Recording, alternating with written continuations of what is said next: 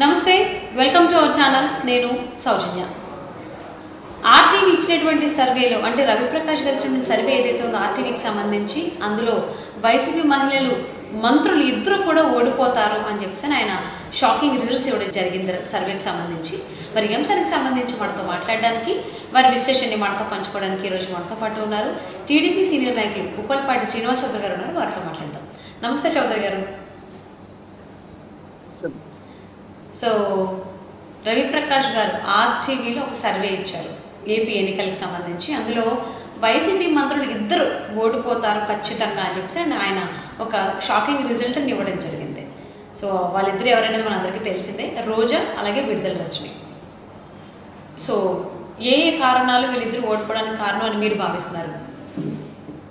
మొదట మంచి అంశాన్ని ప్రవేశపెట్టిన టీవీ ప్రేక్షకులకి మీకు ప్రజన్న గారు నమస్కారాలు తెలియజేసుకుంటున్నాను.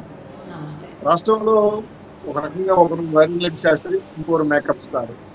వీళ్ళిద్దరు మా దురదృష్టం ఏంటంటే తెలుగుదేశం పార్టీని చూస్తున్నారు. మా దరిద్రం అది. ఎందుకంటే ఒకరేమో మీరు నాటిన మొక్క సార్, ఐటీ రంగంలో పైకి వచ్చినాను సార్ అని ఒకడు ఉంటుంది. ఇంకొకడేమో నేను సైకిల్ దొక్కాను, హైదరాబాద్లో తిరిగాను, క్యాంపెయిన్ చేశాను, నేను రామారావు గారు అమ్మాయిని, బాలకృష్ణ గారు అమ్మాయిని ఇంకో ఆమె చెప్తాను. వీళ్ళిద్దరూ తల్లిపాలు తాగి తండ్రి ముగ్గురు బయటకు వచ్చిన దుర్మార్గులు. సరే, వేరే పార్టీలో జాయిన్ అయినది వాళ్ళ ఇష్టం. వీళ్ళు ఓడిపోవడానికి కారణం ఏంటి అనేది విషయం పైన ప్రముఖ టీవీ మాధ్యమాల్లో ఆర్టీవీ ఒకటి ఉంది, వాళ్ళు ప్రచారం చేశారు. గెలుస్తారంటే ఆశ్చర్యం కానీ ఓడిపోతారంటే భయం ఎందుకమ్మా? ఇక్కడ చాలా స్పష్టంగా వైఎస్ఆర్సీపీలో ఒక సంకేతం వెళ్ళిపోయింది. నాట్ ఓన్లీ విడుదల రజనీ గారు, రోజా గారు పేర్లు దగ్గరగా ఉన్నా కూడా వీళ్ళు కాకుండా చాలా మంది అడ్రస్లు గల్లంతా ఈ రోజులు కనపడుతున్నాయి. మొదట రజనీ గారి విషయం మాట్లాడుకున్నాం. తెలుగుదేశం పార్టీలో ఉన్నప్పుడు చంద్రబాబు గారు మీరు నాటిన మొక్కే సార్ అని ఉపన్యాసం చెప్పింది. మరి మీరు నాటిన మొక్కకి విషయం ఎందుకు వచ్చింది? జనరల్ గా మొక్కలు పెరిగి పెద్దవై ఫలాలు ఇస్తాయి, 10 మందికి ఆక్సిజన్ ఇస్తాయి, 10 మందికి చల్లదనం ఇస్తాయి. ఇవిడేంది చిలకలూరుపేటలో ఐటీ సంస్థ స్థాపిస్తారని చెప్పి వేల కోట్లు తీసేసుకున్నది. ఆయనకి ఎవరికో ఎమ్మెల్యే పదవి ఇస్తారని చెప్పి. Sorry to disturb you Chowdary garu, అంటే కొన్ని మొక్కలకి చెదలు కూడా పడతాయి, చీడలు కూడా వస్తాయి కదా. మరి కరెక్ట్ పాయింట్ చెప్పారమ్మా. ఇక్కడ చెదలను కూడా మింగేసే మొక్కేది, చెదల్ని చీడలను కూడా మింగేసే మొక్కేది. ఎందుకు అమ్మడాలు వచ్చిందంటే ఆయనకి ఎవరికో ఎమ్మెల్యే పదవి ఇస్తారని చెప్పి 6 కోట్లు 7 కోట్లు తీసేసుకునింది. దాని విజయసాయి రెడ్డి, సదరు రామకృష్ణ మధ్యస్థం చేసి ఇచ్చారో లేదో మన తర్వాత తెలియదు. అదేవిధంగా చిలకలూరుపేటలో మా పత్తిపాటి పుల్లారావు గారు గతంలో మినిస్టర్గా ఉండేవాళ్ళు, ఎమ్మెల్యే ఉన్నాడు. చాలా మంది వీరొకల దగ్గర ఐటీ జాబ్స్ ఇప్పిస్తారని చెప్పి వాళ్ళ పిఏలు వాళ్ళ కింద వ్యక్తులు కలెక్ట్ చేసి వేల కోట్ల రూపాయలు తినేస్తుంది. అమరావతి దగ్గర పెద్ద నది ఉంది, కృష్ణానది. ఆ ఇసుక చాలా పెద్ద గల్లంత అయిపోయింది. ఆశ్చర్యమైన విషయం ఏంటంటే మీకు నాకు ఆంధ్ర రాష్ట్ర ప్రజలకు కూడా ఆశ్చర్యమైన విషయం ఇది. నాకు తెలిసిన ఊహలో ఉన్నంత వరకు ఎవరైనా ప్రొఫెసర్ అయితే విద్యాశాఖ మంత్రి అవుతాడు, డాక్టర్ అయితే ఆరోగ్య శాఖ మంత్రి అవుతాడు. ఈ ఐటీ శాఖ మంత్రి వచ్చి ఐటీలో పనిచేసినవే హెల్త్ మినిస్టర్ అయింది. ఇంజక్షన్ అయింది తెలీదు, ఏ రోగానికి ఏ జబ్బో తెలీదు, ఏ డాక్టర్ ఎటువంటి ట్రీట్మెంట్ చేస్తారో తెలీదు, ఏ మందులు రాష్ట్రానికి అవసరం తెలీదు, ఈ రాష్ట్రంలో ఇబ్బందులు కలిగితే ఎటువంటి జాగ్రత్తలు తీసుకోవాలో తెలియదు. ఒక ఐటీ రంగంలో చూసిన వ్యక్తి ఆరోగ్య శాఖ మంత్రి అయిందంటే రాష్ట్ర ప్రజలే కాదమ్మా, మేము కూడా దిగ్బంధకు గురయ్యాం. అంటే కనీసం ఆలోచన లేకుండా రాష్ట్రం ఆరోగ్యాంధ్రగా ఉండాల్సింది అనారోగ్యాంధ్రగా మార్చేసింది. విపరీతమైన దాదాపు నాకు తెలిసి ఆరోగ్య శాఖలో జరగని లావాదేవీలు, జరగని అన్యాయాలు, కుంభకోణాలు ఏమీ లేవు. ఈ మధ్యకాలంలో మీకు గుర్తే ఉంటుంది అనుకుంటా, వచ్చింది మీ నోటీస్ తెలియదు కానీ, మా పుంగనూరులో పెద్దిరెడ్డి రామచంద్ర రెడ్డి గారు ఒక అంశాన్ని బయటకు తీసుకొచ్చారు. పూర్తిగా చిత్తూరు జిల్లాలో ఆరోగ్యశ్రీకి సంబంధించినవి ఆరోగ్య శాఖలో పోస్టులు 573 ఖాళీగా ఉన్నాయి. దాన్ని కలెక్టరు, హెచ్ఎండి, మెడికల్ హబ్లో ఉన్నటువంటి మెడికల్ ఆఫీసరు, చీఫ్ సెక్రటరీ ముగ్గురు కలుసుకొని ఈ పోస్టులు ఫిలప్ చేయబడిన అని చెప్పి 5 సార్లు ప్రకటించారు. ప్రకటిస్తే దానికి మా లాంటి వాళ్ళు మీలాంటి వాళ్ళు ఎవరు చదువుకున్నది అప్లై చేస్తారు కదా, అప్లై చేశారు. కానీ వాళ్ళకి ఇంటర్వ్యూ కార్డు రాలేదు, వాళ్ళు సెలెక్ట్ కాలేదు, వాళ్ళు రిటర్న్ టెస్ట్ రాలేదు. కానీ ఈ జిల్లాలో పెద్దిరెడ్డి రామచంద్ర మినిస్టర్ గారు చక్రం తిప్పి విడుదల రజనీ గారికి చెప్పి నా పోస్టులన్నీ కూడా 573 పోస్టులు నా నియోజకవర్గానికి ఇవ్వండి అని చెప్పి పోస్టుకి 25 లక్షలు 30 లక్షల రూపాయలు లంచం తీసుకొని ఒకే కాన్స్టిట్యున్సీకి 17వ తారీఖున కోడ్ వస్తా ఉంది, 16వ తారీఖున జీవో చేశారు. దీనిపైన మదనపల్లి మా ఎక్స్ఎమ్మెల్యే ధర్నా చేశారు. ఈ పోస్ట్ అప్లై చేసిన నిరుద్యోగులంతా కలెక్టర్ ఆఫీసర్ ధర్నా చేశారు.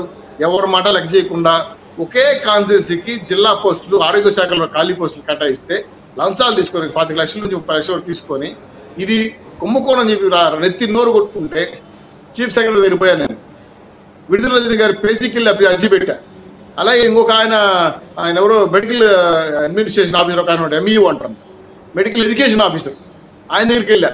5-6 మందిని కలిస్తే వాళ్ళు ఒకటే అన్నారు, అయ్యి నిజమా జరిగింది, అవునా నిజమా అంటే ఏదేదో డైలాగ్, సినిమా డైలాగ్, అవునా నిజమా అనే టైప్లో అడిగారు. అదే ఎవిడెన్స్, మీరు ఇచ్చిన నోటిఫికేషన్, ఇదిగో ఫిలప్ చేసిన పోస్టులు, ఇదిగో ఇచ్చిన జీవో, ధర్నా చేసిన అభ్యర్థులు మొత్తం ఇటు ఇస్తే నేను తెల్లారికి తేల్చేస్తానని చెప్పిన వ్యక్తి మినిస్టర్ గారి నోటీస్కి వెళ్తానే పక్కన పడేశారు ఫైల్. అంటే వాళ్ళు ఊటైపోయారు. డబ్బులు దాదాపు నాకు తెలిసి 150 కోట్లు ఇక్కడ కలెక్ట్ చేశారు ఆ పోస్టులకి. మరి ఎవరెవరికి కోటాలు పోయాయి? ఇది మా జిల్లాలో జరిగిన ఒక చిన్న ఎగ్జాంపుల్ చెప్పాను. ఇట్లా రాష్ట్ర వ్యాప్తంగా మందులు కొనడంలో కానీ మీకు ఇంకో విషయం కూడా చెప్పాలి. డ్రగ్ కంట్రోలింగ్ బోర్డు ఉంటుంది. రాష్ట్రం ఏ పీచ్ సెంటర్కి అందరికి కూడా ఈ పారాసెటమాల్ ఇంజెక్షన్స్ ఒక్కలే కాకుండా రోజా కూడా ఓడిపోబోతున్నారు అని అంటున్నారు. అవును, వేస్తామ్మా, కరెక్టే నేను చెప్పిన పాయింట్, మంచి పాయింట్. అంటే ఆరోగ్య శాఖలో భయంకరంగా అవినీతి చేయడమే కాకుండా చిలకలూరుపేటలో సామాన్య వ్యక్తులు కూడా మోసం చేయడం కాకుండా ఏదైతే చిలకలూరుపేటకు అవసరమో అవేవి చేయకుండా పూర్తి స్థాయిలో ఆ కాన్స్టిట్యున్సీ ప్రజలు మోసం చేయడంతో వాళ్ళను ఓడగొడతాడన్న భయంతో ఇప్పుడు ఆ నుంచి ట్రాన్స్ఫర్ అయ్యి గుంటూరు పశ్చిమానికి వెళ్ళింది. అక్కడ కూడా వ్యతిరేకిస్తాను రెండో విషయం తర్వాత. సో ఈ మాటలు ఏమి నిలబెట్టుకోలేదు కాబట్టి ఈవిడ 100% ఓడిపోతుందని అది మన ఆర్టీవీ వారు సైడ్ చెప్పేశారు. అది ఆవిడకి కూడా తెలుసు ఓడిపోతానని. అందుకే ఇక్కడ నుంచి వెళ్తే అక్కడ ఏమైనా అదృష్టం పరిశీలించుకోవద్దని చెప్పి ప్రయత్నం చేసింది. కానీ అది కూడా ఫలించాల. ఇంకా రోజా గారికి వస్తే మా జిల్లా రోజా గారి పరిస్థితి, ఈవిడ కాదేది అనడం, ఏమి కావాలన్నా ముందు డబ్బులు ఇవ్వాలి. ఉండమీద దర్శనానికి 50 మంది ఉరుకుపోతుంది. ఒక్కొక్కరి దగ్గర 20,000 రూపాయలు వసూలు చేస్తారు. 50 మంది ఇంటూ 20,000 దాదాపు 10 లక్షలు ఆవిడ కలెక్షన్ వచ్చేసారు. ఇట్లా నెలకోసారి పోద్ది ఆవిడ. దేవుడిని కూడా వదలలేదు చెప్పడం కొంచెం చెప్తున్నా. అంటే నగిరి ఏరులో ఉన్న ఇసుకని, పక్క రాష్ట్రాన్ని పంపించిన మట్టిని, చివరికి ఆ కాన్స్టిట్యూన్సీలో ఉన్న పీక్ సెంటర్లో పోస్టులు కానీ ఇవన్నీ కూడా పూర్తి స్థాయిలో నగిరి కాన్స్టిట్యూన్సీని దుర్మార్గంగా దోచేసింది రోజా గారు.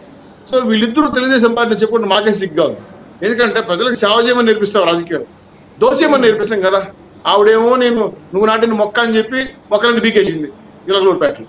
ఏవిడేమో నేను తెలుగుదేశం పార్టీకి వచ్చాను ఏమిది ఇంకో మాట, నేను మహిళలకు అన్నీ జరిగితే గన్నన్న ముందు లేటుగా వస్తున్నాయి కానీ మా జగనన్న అన్నిటికన్నా ముందు వస్తాడని చెప్పి సొంత చెల్లెలకి అన్నీ జరిగింది కదమ్మా. మరి మీ జగనన్న గన్ని ఆడిపోయాడు.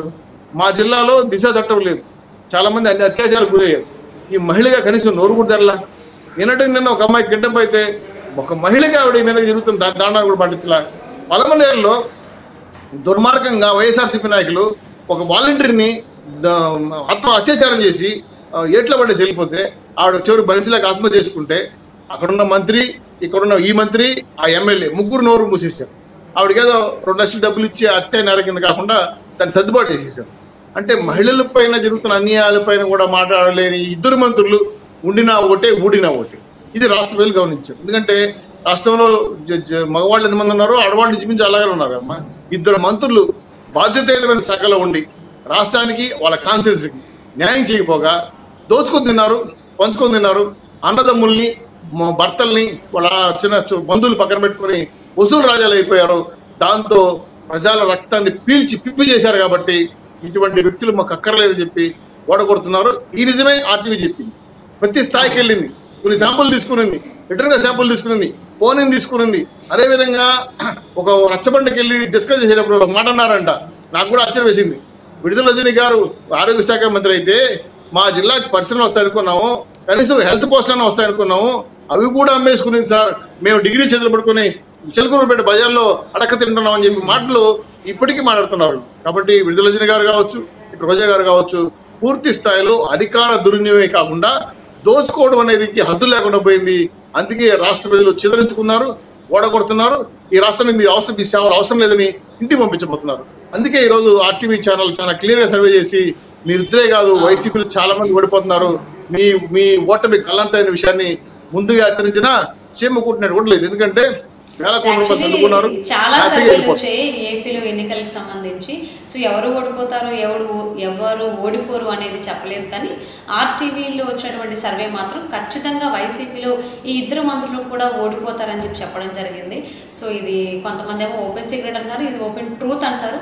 సో మరి చూద్దామండి ఏం జరుగుతుంది అనేది. Thank you so much Chowdary గారు.